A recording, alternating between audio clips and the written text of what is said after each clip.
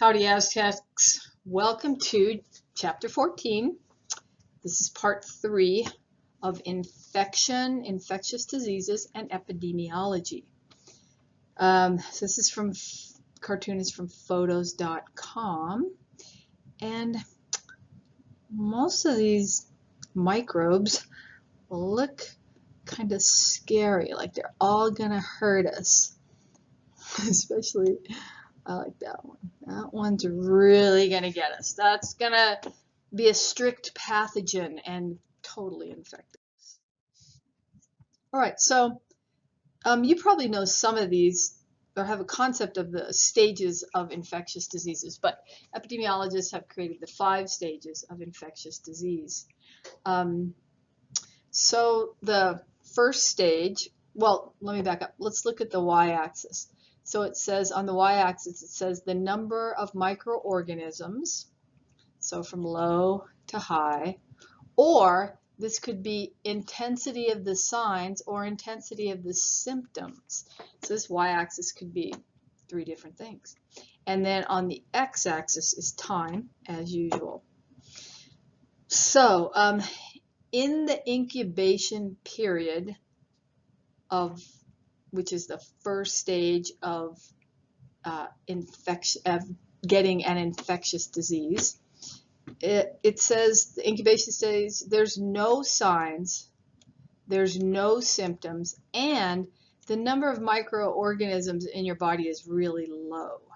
Okay, and that incubation stage goes from about here to here. And they, on purpose, they did not put time units because these 5 stages of infectious diseases are different for different microbes.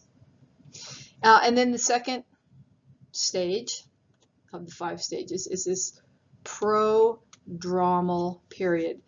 And you can see the microbe number is climbing, the signs are getting more well seen, the symptoms are, and you have vague sort of general symptoms like, yeah, I'm tired, I don't feel well is usually what you say in the prodromal period. And then the third stage of the 5 stages of infectious diseases is the illness stage. And you can see it goes from here to here. And during the illness stage, obviously you have the most severe signs, you have the most severe symptoms, and the number of microorganisms inhabiting your body, or I should say infectious pathogens inhabiting your body, are at the highest point. Then if you survive the infectious disease, the 4th stage of the 5 stages is decline. So your signs and symptoms decline, the number of microbes decline, and if you make it down here to convalescence, you don't have any more signs, you don't have any more symptoms, and the number of microbes is significantly reduced. So let's look at these stages one by one.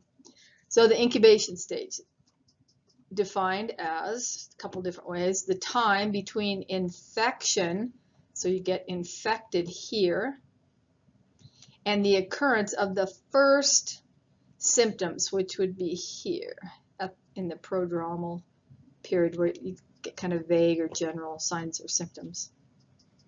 And remember, symptoms, those are subjective, like I feel pain, I feel nausea. Signs are objective entities of the disease, like I'm hot, I have a fever, so you can measure a sign. If you are in this asymptomatic incubation stage of a disease, the number of microbes on you is very low. That's true, but you could be a reservoir of the causative agent. So if you have coronavirus, you're in the incubation period, the viral load or the number of viruses in your body is really low, but they're still there, and so you could be a reservoir of the virus and give it to other people. Ooh, lots of other stuff here all at once. remember that a pathogen, so this is kind of a review, a pathogen is any microorganism that causes a disease. So for example, coronavirus. If you are a strict pathogen, you always cause the infectious disease. So a person doesn't get infected with you and not get the disease. If a person gets infected with you, boom, that person always gets the infectious disease. But then remember, not all diseases are infectious. But if you do get an infectious disease, you are likely to be infectious at every stage. Okay, now this is really important because people will say, oh, you know, I had the flu a couple days ago, but, you know, I don't feel sick anymore. They could be in the convalescent stage, the beginning of the convalescent stage, and look here, they've still got quite a number of microbes in their body, so they are still a reservoir. Don't let them tell you, I feel better, so I'm not sick.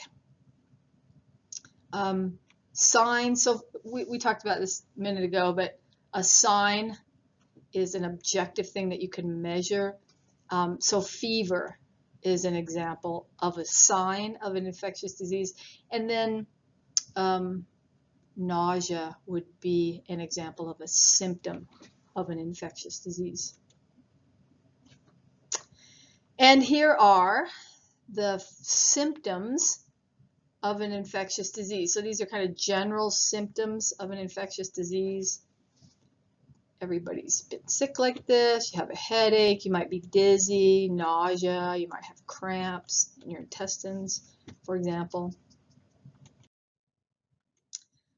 The length of this incubation stage, so this first stage right here, when you don't have any signs or symptoms, it varies. It could be long or short, but it varies with the virulence of the agent.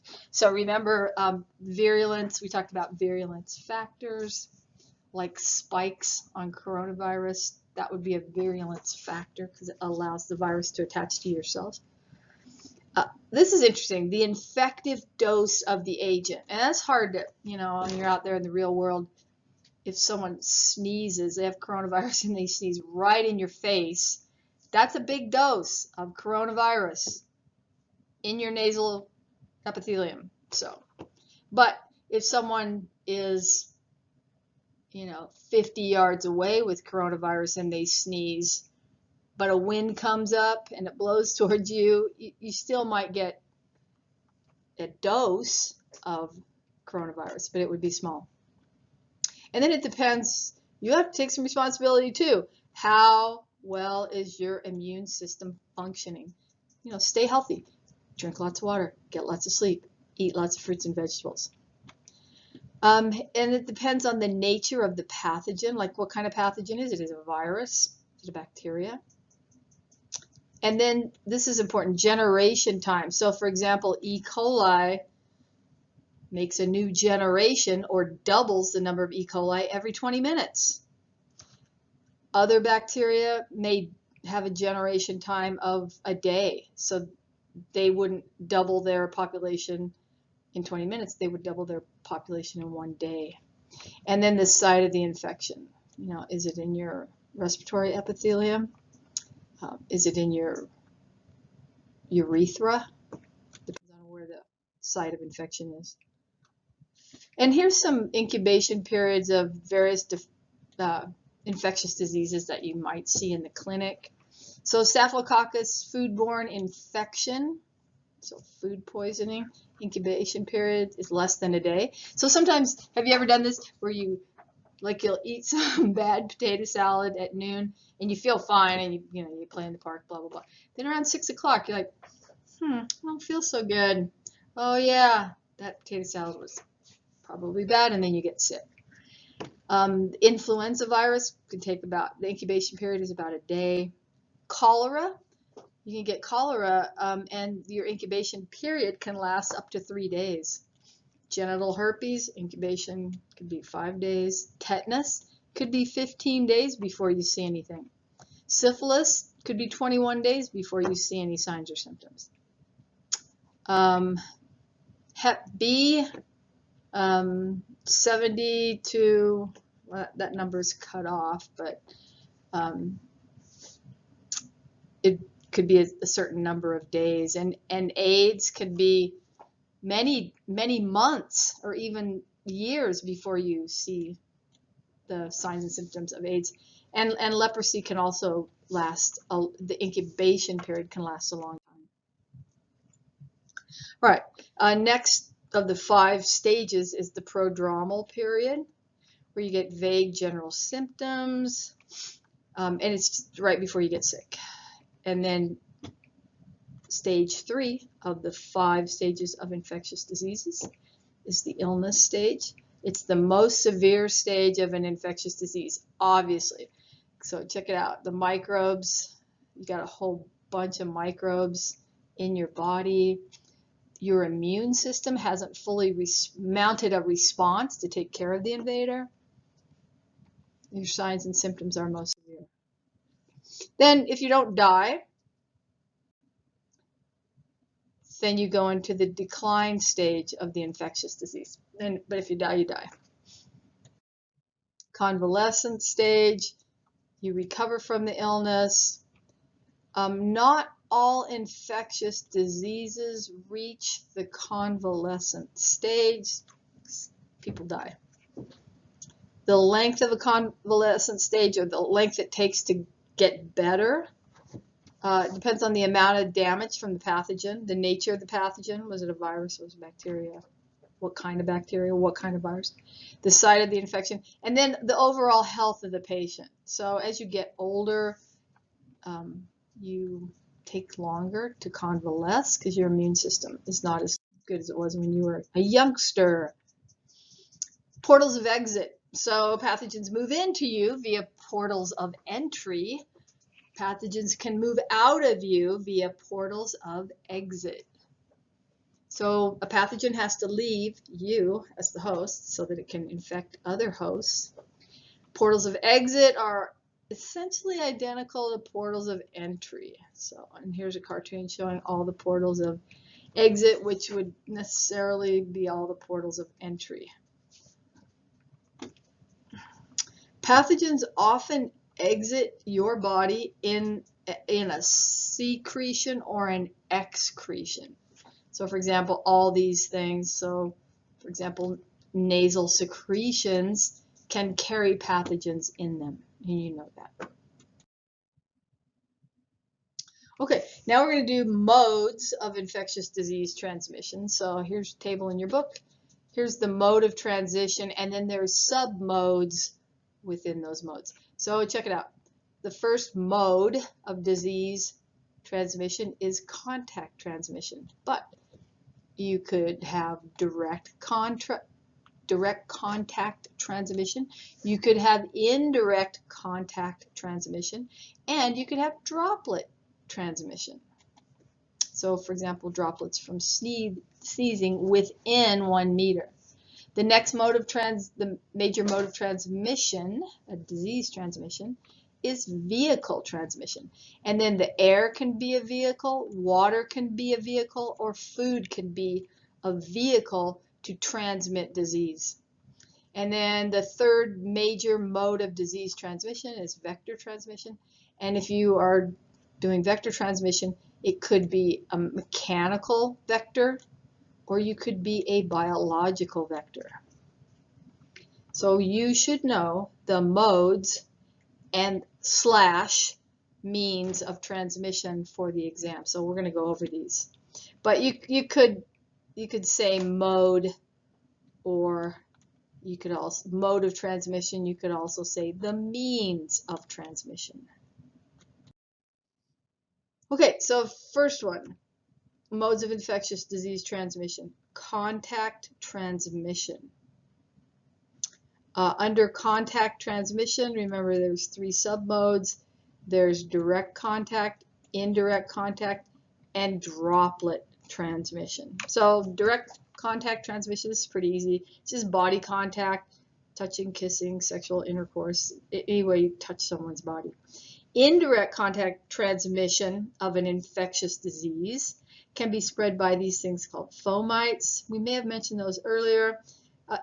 The way I look at it is pretty much everything that's not living could potentially be a fomite, because a fomite is some inanimate object that the pathogen of interest is living on, and that we can pick up that pathogen of interest from the fomite.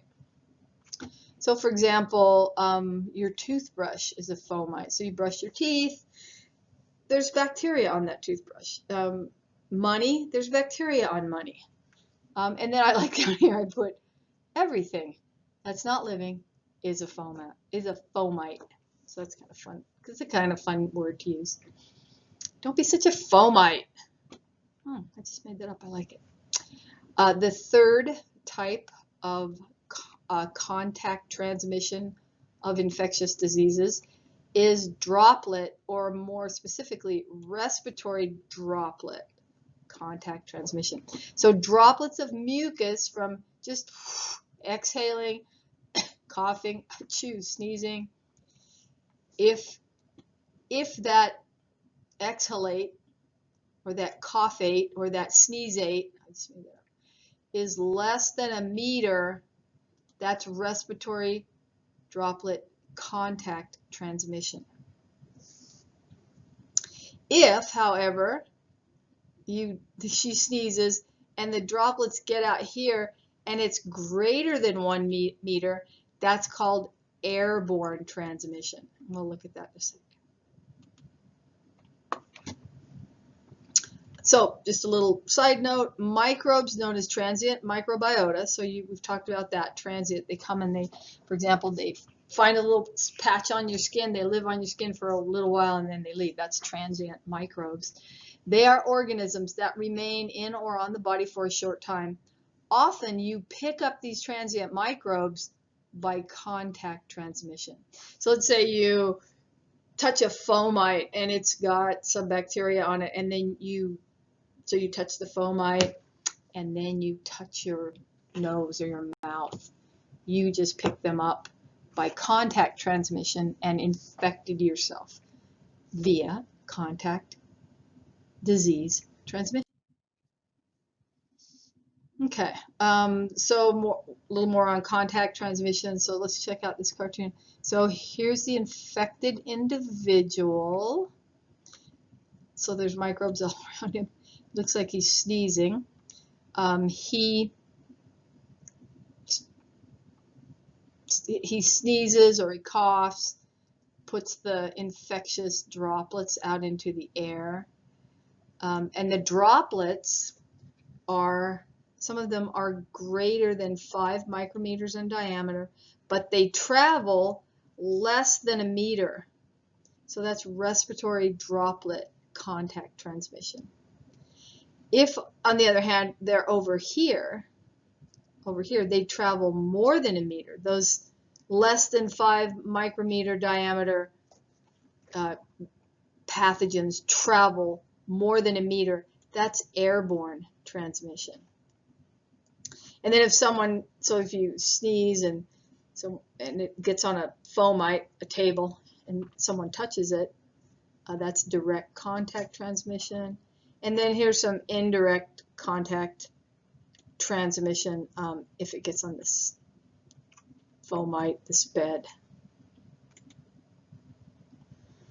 So, a couple examples. While you're in your class, your teacher sneezes without covering their mouth. What kind of transmission is that? That's respiratory droplet transmission. And on the test, it's droplet transmission. I don't say respiratory droplet, but respiratory droplet is just more specific. So that's droplet transmission. So during COVID-19, handshaking and hugging is discouraged, right? This is to prevent direct contact transmission. And then people who wash their hands frequently during cold season typically have fewer colds than those who don't frequently wash their hands. This observation suggests to the young scientific mind that cold viruses, or viruses that cause the cold, can be transmitted by both direct contact or can be transmitted by fomites. Okay, so the second mode of disease transmission is vehicle transmission. And then there's different types of vehicles. So I know vehicle, you just think car, but vehicle is just something that gets you from one place to another. So you could have, in this slide, we talk about air, using air as a vehicle. So we call it airborne vehicle transmission. And this is when pathogens are spread out here, greater than a meter.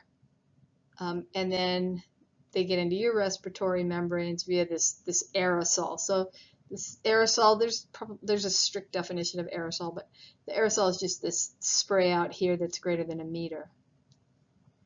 So, for example, the bacterium that causes tuberculosis can be expelled from the lungs by a cough.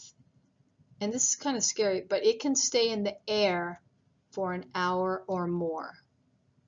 So if somebody sneezes, they have tuberculosis, they sneeze here, whether it's respiratory droplet or airborne, that Mycobacterium tuberculosis can hang in the air for an hour. Now, you come along over here, it's like, I think I'll take a walk.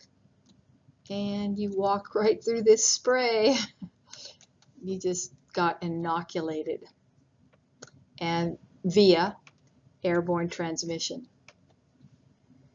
So you can find these small clouds of small droplets in air conditioners, changing bed linens, and even when you flame your inoculating loop, the bacteria can come off of the inoculating loop during that process, and that would be airborne transmission. But we don't work with any in the lab. When we're inside the lab, we don't work with anything that could kill you. So we're still on vehicle transmission. So we just did airborne vehicle transmission. Now we're going to look at water as a vehicle. So waterborne vehicle transmission. Waterborne vehicle transmission. So let's look at this flow chart. So here's feces. Could get into a water source, and then water source could go into stored drinking water. The water source then, or could, you're drinking from that source, could get into your mouth. Waterborne vehicle transmission is really important for someone that's transmitting a gastrointestinal tract or GI disease. The major source of disease in the world is the fecal oral route. So, for example, if you deposit feces in the toilet and you wipe and then you don't wash your hands and then you put your hands in your mouth, that's the fecal oral route of infection. Okay. And then of the vehicle transmissions, food can be a vehicle, so food-borne vehicle transmission of infectious disease. Fecal oral route of infection is also important here. So the food, let's say, the food's in the field and someone has to go to the bathroom and they deposit feces on the food, and then the food gets to you and it's not cleaned off. You just got the fecal oral route of infection. So it's important to wash your food. So let's look at a little check mark over here. You visit a local restaurant and notice a waiter. They exit the bathroom without washing their hands. That's terrible. They can potentially contaminate your food with feces and cause illness from vehicle transmission. So yeah, watch your waiters and waitresses when they go to the bathroom. So in this flow chart shows here, so the feces gets on your hands, the hands, maybe they're touching your utensils, and then you use a utensil to pick up some food, like a fork, but it's got feces on it. You put it in your mouth. Fecal oral route of transmission. Okay, we're still on the vehicle mode of infectious disease transmission. Bodily fluids can be a source of vehicle transmission. So in this chart, it says blood and body fluid safety. Blood and body fluids and soiled materials should never touch your skin. You should use disposable gloves. Anything that got soiled with blood or feces should be stored in a plastic bag. This is a cartoon, I think, for the hospital. Should always clean and sanitize your area.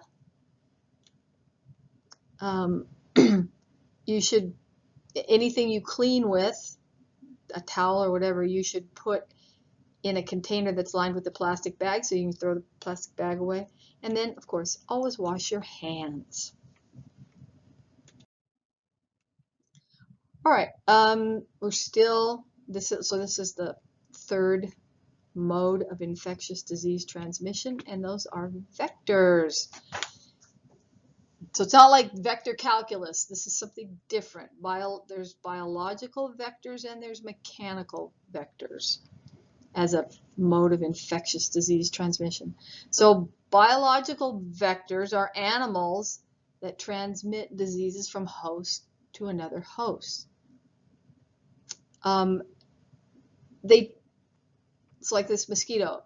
The mosquito transmits the pathogen that causes the disease. So the pathogen that causes the disease is inside the mosquito. So the mosquito is the host, and it's a vector. It's acting as a vector when it injects that bacteria into you, which is the new host. And now the pathogen is inside you, and it can multiply or replicate. Vectors, biological vectors, include biting arthropods. So joint foot, that's what arthropods are, and those would include a flea, a tick, lice, mosquitoes, like in this photograph, blood-sucking flies, bugs, this is funny, this isn't very specific, and mites. After the pathogens replicate within that biological vector, here, that's this guy, so the pathogen is replicating inside this mosquito, then the pathogen can enter a new host, that's you, here's your skin, through the vector bite. So the vector is the mosquito. So for example, a mosquito harboring Zika virus can transmit the pathogen to a human host using this vector transmission, specifically biological vector transmission. Mechanical vectors, so they don't carry, if you're a mechanical vector, you don't carry the pathogen inside you, you carry the pathogen on you, not in you. So if you're a mechanical vector, you passively, so you don't actively take in the pathogen and let it replicate in you. You just have the pathogen on your feet. And then when you land on something new, you transmit that pathogen to the new host. And examples would include cockroaches, yuck, it's gross, and houseflies. So you should know the difference between the source of a disease and the transmission of a disease. So in this table, it says selected arthropod vectors. So it's got the disease, and then over here is the table that shows transmission of a disease. So the transmission of a disease would include contact transmission and all the different types of contact transmission. Transmission of a disease would include vehicle transmission and all the different subtypes, and it would include vector transmission. And then the source of the disease would be over here. So for example, the source of the disease called malaria is this mosquito called Anopheles. The source of the disease called Lyme disease, Ixodes. The source of African sleeping sickness is Glossina, but it's carried by the vector called a blood-sucking fly. Okay, classifications of infectious diseases. So if you are an infectious disease, you could be a cute one. That's funny. You could be a chronic infectious disease. You could be a subacute infectious disease. You could be an asymptomatic infectious disease, and you could be a latent infectious disease. So if you are acute disease, you're adorable, and you develop really rapidly, but you only last a short time. A chronic disease, a chronic infectious disease, takes time to develop, and it lasts a long time. A subacute disease, subacute infectious disease, is in the middle of acute and chronic. And then a latent infectious disease, the pathogen remains inactive in you for a long time and then comes out when it wants to. So an example of a latent disease is herpes. You could be, so here's some terms used to classify infectious diseases. A communicable disease. A communicable disease is an infectious disease, comes from one host to another host, either directly or indirectly. And then a contagious disease is a communicable disease that's really easily transmitted between hosts. So for example, influenza or the coronavirus is a highly contagious disease. It's communicable because it goes from one host to another host, but it's also contagious because it easily goes from one host to another host. There are non-communicable diseases that you don't spread from one host to another. For example, tooth decay, acne, and tetanus. You can't spread from one host to another host. And then here's the table that shows all the classifications of infectious diseases.